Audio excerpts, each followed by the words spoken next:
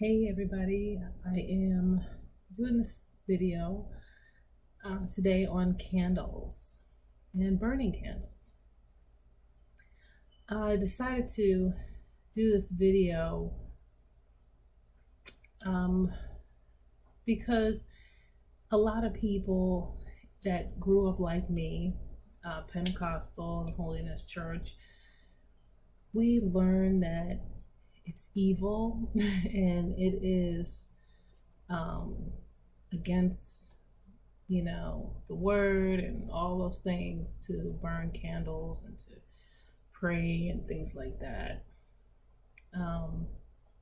but yet and still every year birthdays would come around and we would have cake, we would put candles on them, we would close our eyes and make a wish and blow out the candles.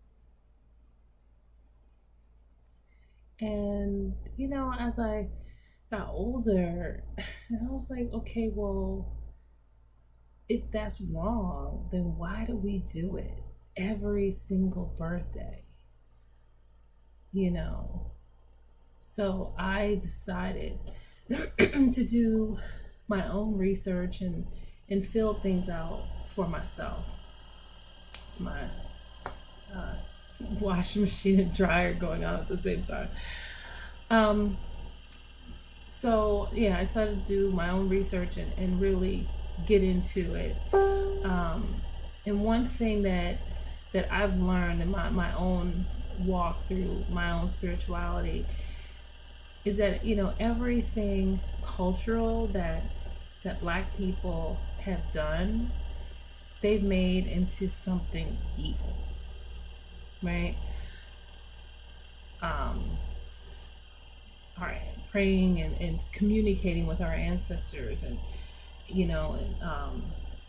praying a certain way and using candles and herbs and all these things was made to look like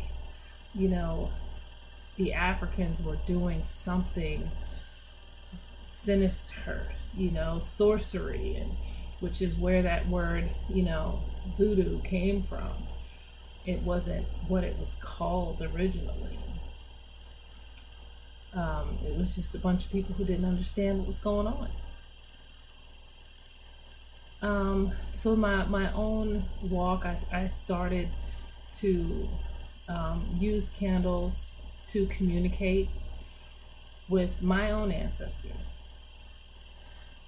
which it helped me deal with grief and just really missing my parents and grandparents and things like that. Learning to communicate with them has taken me to another level. And one of those ways that I communicate with them is with my candles. So to give you a quick story around one particular candle that's very important to me that I actually still keep. My mother, she passed away a couple years ago, and she had cancer, terminal cancer. She had briefly told me about this cancer a while ago, and she did like a lot of Black women do. Older women, they just, it's that, it's whatever, it's fine, it's gonna go away, it's gonna whatever, the whole doctor thing, and that's a whole nother historical issue right there, how we feel about physicians. So she called me one day. It was on her birthday. Well, I called her on her birthday, and we were all sitting there talking. She had me on Skype, and I was looking at her, and for the first time I saw weakness in my mother, and I never saw that, ever. She wasn't a rough woman, but she was always very poised and put together. So you never really saw her on that fall apart type of level. And so I'm looking at her, and it's just her spirit wasn't right. And so I screenshot it because I wanted to see my reaction. I wanted to see hers, and I could see the look in my face as I was looking at her, and I realized that she was looking at me, looking at her that way, and I could see in her face that she knew that I knew that something was wrong. And I felt in my spirit that this might be the last birthday that that she'll celebrate on this earth. So when my sister called, she went to the hospital. She was like, she's real sick. She needs to go to the hospital. I said, well, okay, well, I'll be on the next thing smoking, and I'll be there. So she was in the hospital.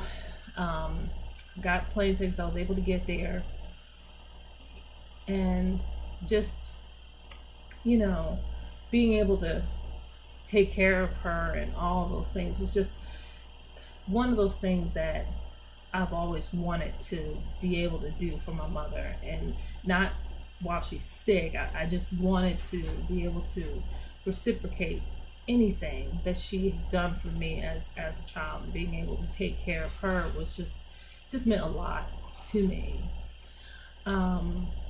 So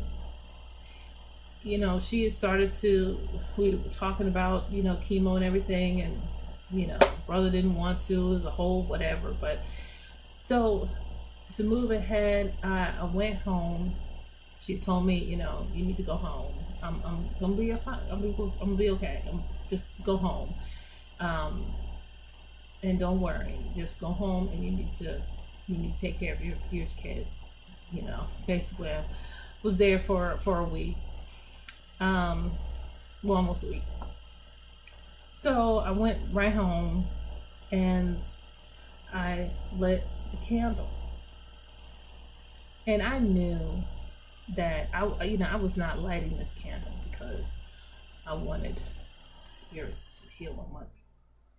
I mean, she had terminal cancer. I mean, our physical body is just a physical body. It's not our end game. It's not meant to be here forever. It's for this period, and our spirit will move on. So I lit this candle with the intention, because whenever you light a candle, it has to be with purpose, and intention has to be put into it. And I said, I need to be able to get back to my mother in time.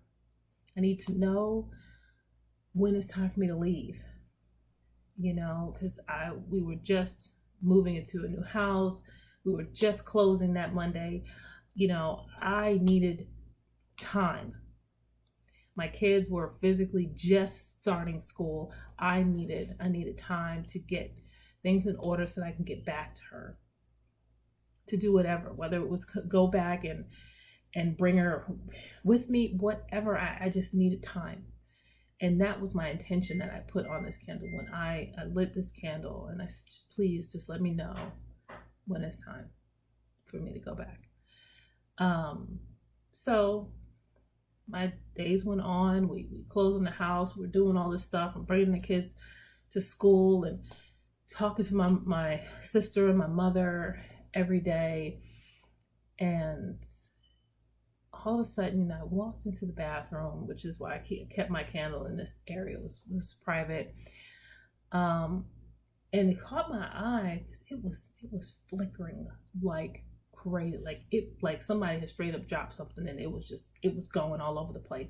And I was like, okay, what are you trying to tell me? What do I need to do? And it was all over the place. And I was like, okay, I need to get a plane ticket.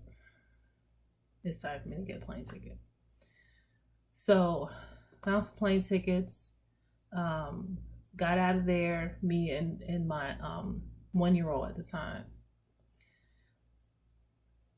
And we're on the plane, and when I'm looking out the window, I have this kind of out of body, like this vision type of thing going on, and I could see this light just jumping everywhere, all over, just like this free little light. And I was like,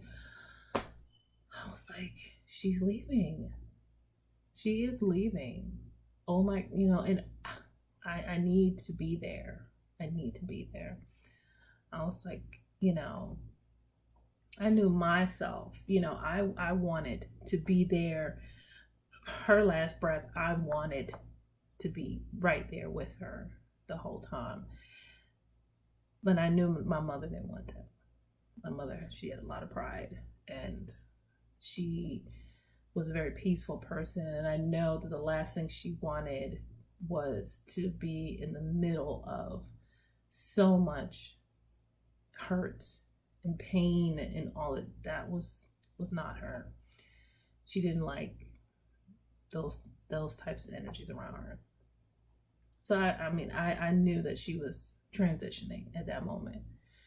So I get in the Uber, or I'm heading over there. I'm like, Guy, look, I need you to get there. Okay.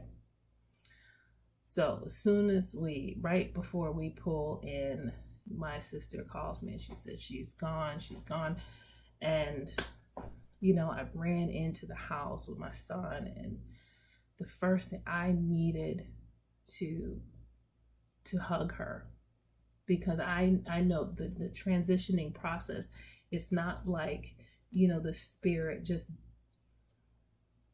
poofs into thin air, just gone. It's no, they're still there. Their spirit is leaving, it's transitioning, they're still around. Their energy is still there in the presence. And I was like, I needed to feel whatever was left that was leaving this earth. I wanted to feel it. I wanted to be there and let her know that I was there. So I just, hugged on her and just, talked to her. And then, I was okay, because I knew that I was given time to get there when I was supposed to be there. But the insane thing about it is, when I got the phone call that she had passed, I got a text message that said the candle went out. And I was like, wow.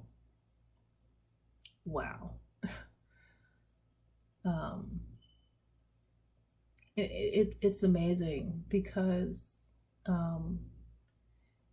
people don't believe that you can communicate with our ancestors, with the spirit worlds, but they believe that they can talk to God and to Jesus.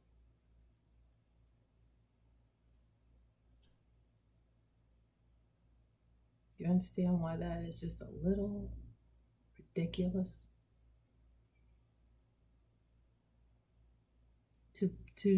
To pray to Jesus, who has transitioned from human into spirit, but believe that your mother, who is now absent from the body, cannot be communicated with. The Bible tells us, whether you believe or not, it's whatever, but it tells us that, that God gives his angels charge over us. The angels are not some giant white dude or black dude, whichever you believe, with wings and some little like halo and stuff. That's no. There are ancestors that are charged to look after us when they leave this earth, charged to take care of us, to help us, to guide us. You know, they're still very much here. Energy does not go anywhere but on. It continues to move on and move forward and goes from place to place to place into things. So they're still there. And that's how I have been able to transition from a grieving person to being fulfilled still by being able to enjoy the presence of my mom, the presence of my grandmother, still being able to communicate with them without fear. That is a very peaceful place to be. So I'm going to show you the candle that I burned. Just a brief explanation. All of this, how dark this is.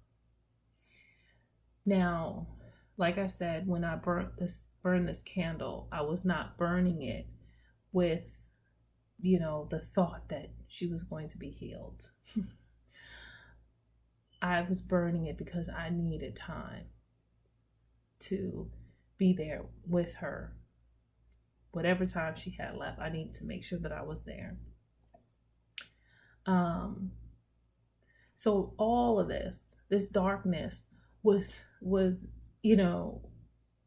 the energy really trying hard up against something that was very powerful. And that was what was pulling her from this earth. And fighting against that was very difficult. This was a very difficult task for my ancestors to do, to hold her here for me. And the fact that there was still some left was just, that's it. There was nothing more that they could do, but I had made it by then. So the work had been done. And I'm very grateful that they worked this hard to make sure that I was able to get there. So, this candle is very precious to me because this was them really me and my grandmother communicating, about her daughter. And I knew that, she was coming for her. She wanted to, bring her to her new self. And there was nothing that at that moment that anybody could do. It was supposed to happen. And my mother was ready for it to happen. So I'm just telling you all of this because, the things that our ancestors did when they came, when the Africans were brought over here, was who we are, connecting with the earth and with the universe and with our spirit, with our family, is so fulfilling and so complete that, I don't know what in the world I've been doing all this time. This religious thing has had me in such a horrible space, feeling of loss and, that grief and pain and all of these things. And being able to let that go is a beautiful experience. And I wish that you would feel the way that I have learned to feel. Yes, my human side does miss my mother. I mean, I'm not a block of, I'm not a rock. Like I miss her, hearing her, but I know that she does things that, will remind me of her. I can smell her, or, I'll be driving and I'll see a license plate that says Kai in the front, and I'm like, that's my mom used to call, was the only person that ever called me Kai. And different things like that. Or I'll be, out and I'll see her birthday somewhere, so I know that she is communicating with me. So there you go. That is my piece on candles. And don't be afraid to connect, because they want you to. They want you to connect. My low battery just came up and I don't know why. That's weird. So they want us to connect. And I will talk to you another time. Love, peace, good night.